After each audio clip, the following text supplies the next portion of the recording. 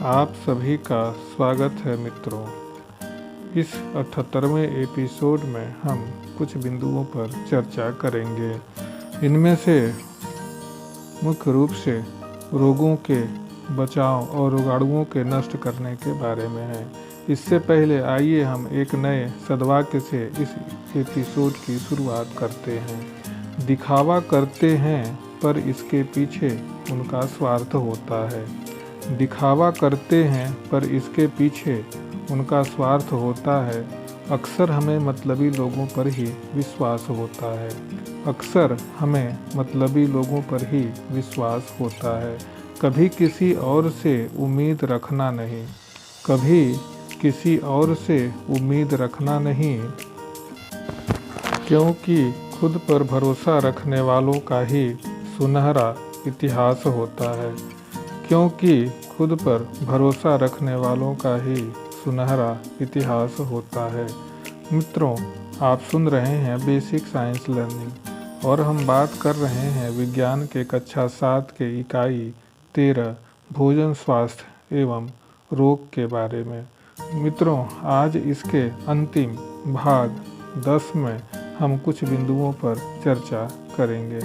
मित्रों, जैसा कि आप जानते हैं कि इस भाग में हम खराब भोजन, दूषित भोजन हमें नहीं लेना चाहिए और ये क्यों दूषित होते हैं तथा कई प्रकार के संचारी एवं असंचारी रोग होते हैं, जैसे संक्रामक, जिन्हें हम संक्रामक या असंक्रामक रोग के नाम से जानते हैं। संक्रामक रोगों के बारे में हमने कुछ रोगों पर चर्चा की थी, जिनमें कई प्रकार के रोग थे, जिनमें डेंगू, चिकनगुनिया, पेचिस, प्लेग, अतिसार, हैजा, जापानी मस्तिष्क ज्वर, जिन्हें हम एक्यूट इंसेफेलाइटिस सिंड्रोम कहते हैं, पोलियो, चेचक, कोविड आदि हमने कई रोगों पर चर्चा की थी। पोलियो के निराकरण के लिए पूरे संसार में पोलियो के निर्मूलन के लिए अनेक उपाय किए जा रहे हैं। जापानी इंसेफेलाइटिस,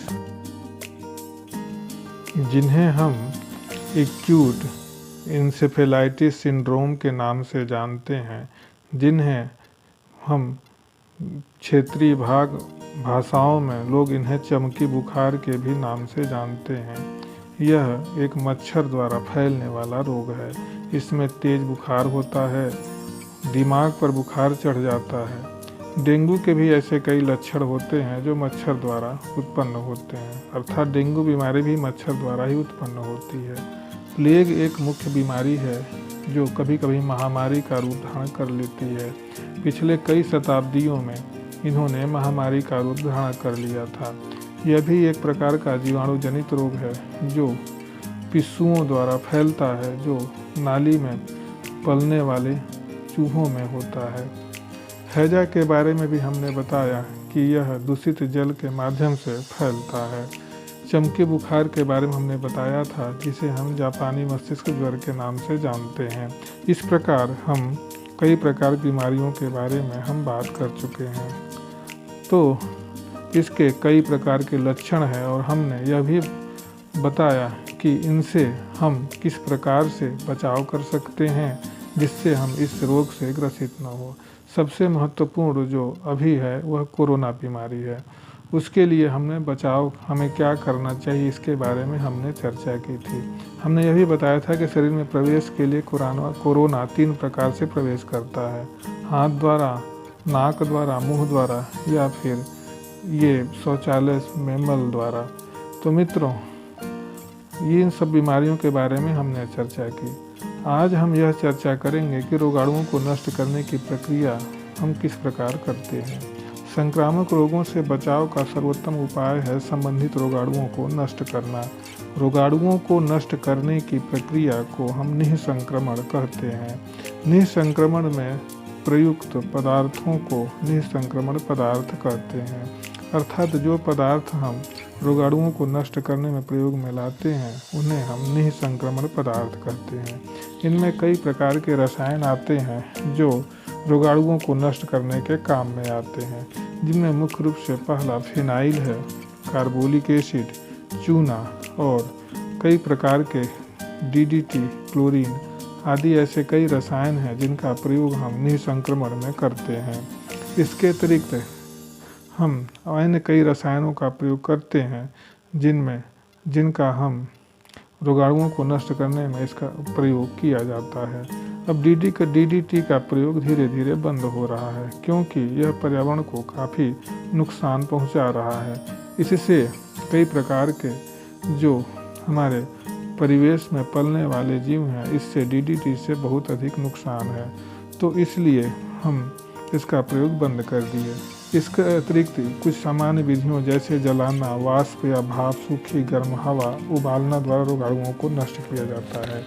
अब हम महामारी के बारे में बात करेंगे। अभी हमने कुछ ऊपर संक्रामक रोगों के बारे में पढ़ा और समझा कि संक्रामक रोग वायु, जल या संपर्क द्वारा रोगी व्यक्ति से स्वस्थ व्यक्ति में पहुंच जाते हैं।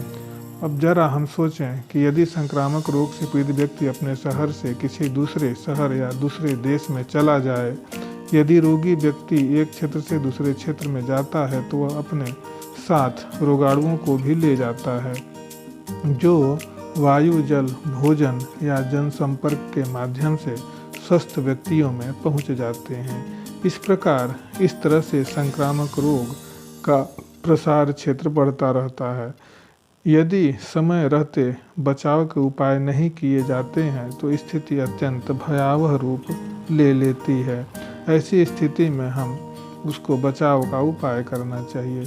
यदि यह बीमारी भयावह रूप ले लेती है तो इस अवस्था को ही हम उसे महामारी कहते हैं। जैसे कोरोना महामारी में बहुत से लोगों की मृत्यु हो जाती है। महामारी रोकने के लिए बड़े स्तर पर प्रयास किए जाते हैं और इसके लिए हम या युद्ध स्तर पर, चाहे वह विश्व स्वास्थ्य संगठन हो या देश प्रदेश स्तर की संस्थाएं हों, इस पे काम करते हैं तथा रेड क्रॉस जैसे संस्थान भी इस पर बहुत सारे अधिक काम करते हैं। हमने असंचारी रोगों के बारे में भी पढ़ा था। यदि हम महामारी की बात करें तो महामारी में जैसा कि हमने बताया कि बहुत से लोगों की मृत्यु हो जाती है। महामारी रोकने के लिए बड़े स्तर पर प्रयास किए जाते हैं। जैसे बहुत पुरानी बात है कि प्लेग सबसे पुरानी महामारियों में से एक है। इस महामारी से भारत में लाखों लोग मारे गए थे। भारत में 2009 से 10 में H1N1 इन्फ्लुएंजा का सबसे बुरा प्रकोप आया था, जब बीमारी से 2700 से ज़्यादा लोग मारे गए थे, अर्थात 2700 से ज़्यादा लोग मारे गए थे और करीब 50,000 लोग प्रभावित हुए थे। इसी प्रकार प्लेग से कई लाख लोग मारे गए थे और उससे यह चूँकि प्लेग एक जीवाणु जनित रोग है और यह चूहे और पिस्सुओं द्वारा फैलता है, अर्थात चूहे पर पले हुए पिस्सुओं द्वारा यह जीवाणु फैलता है। यर्सियाना पेस्टिस नामक जीवाणु के कारण होता है। इसी प्रकार इन्फ्लुएंजा, जैसा कि हमने बताया कि H1N1 इन्फ्लुएंजा में 2700 से लोग ज़्यादा मारे गए थे और 50,000 लोग प्रभावित हुए थे। अभी हाल में एक बीमारी जिसे हम कोरोना कहते हैं, यह भी एक महामारी का रूप धारण कर चुकी थी। स्वाइन फ्लू के नाम से जाने वाला H1N1 इन्फ्लुएंजा एक बेहद संक्रामक रोग है जो बहुत तेज़ी से फैलता है।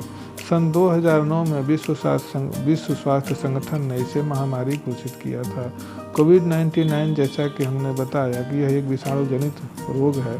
सन 2020 में विश्व स्वास्थ्य संगठन, जिसे हम WHO कहते हैं, उसने भी इसे महामारी घोषित किया था। तो अभी भी कोरोना का प्रकोप जारी है। अभी भी हम जैसा देख रहे हैं कि चीन में इसके प्रकोप बढ़ रहे हैं और इनके रोगियों की संख्या लगातार बढ़ती चली जा रही है।